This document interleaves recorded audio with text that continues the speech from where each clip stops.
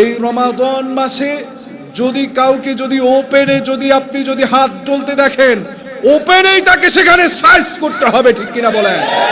এদের জায়গা ইসলামের মধ্যে থাকতে পারে না, এদের জায়গায় সমাজে থাকতে পারে না, এরা এই সমাজের কলঙ্ক, ঠিক কিনা বলেন?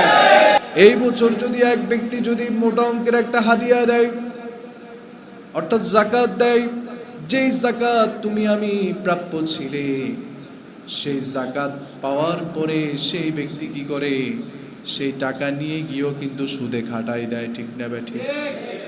হ্যাঁ, অস্বীকার করার সুযোগ আছে? সুযোগ তো নাই। আপনি দেখতে পাই সারাদিন পরিশ্রম করে রিক্সা চালাই, 500 টাকা ইনকাম করে, 500 টাকা ইনকাম করে এক সপ্তাহের জন্য সেটাকে 1500 টাকার বিনিময়ে সুদে খাটায়, ঠিক না বেঠি? তাহলে সৎ ইনকাম যে আপনি করলেন, সেই সৎ আর সৎ থাকলেন না, এত পরিশ্রম করলেন কিন্তু আপনার পেটে আপনি হারামটাই ঢুকালেন, ঠিক না বেঠি? সন্দেহ আছে? এটা হচ্ছে না? হচ্ছে না? আপনারা কি মনে কষ্ট নিচ্ছেন নাকি?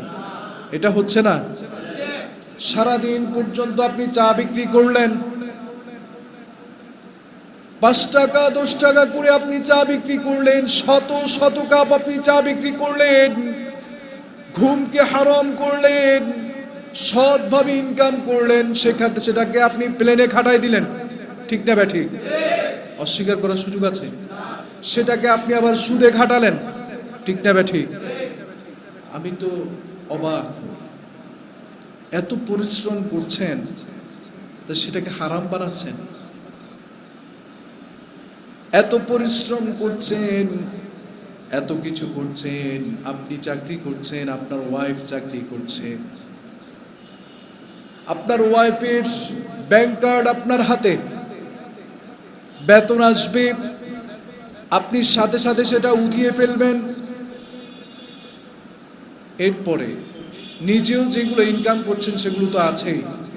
রমজানের দিন, হ্যাঁ, রমজানের দিন সেটাকেও আপনি মাফ করাচ্ছেন না, সেটাতেও আপনি গিয়ে হাত ডলাডলি শুরু করে দেন, ঠিক না বেঠি? এটা অস্বীকার করার সুযোগ আছে?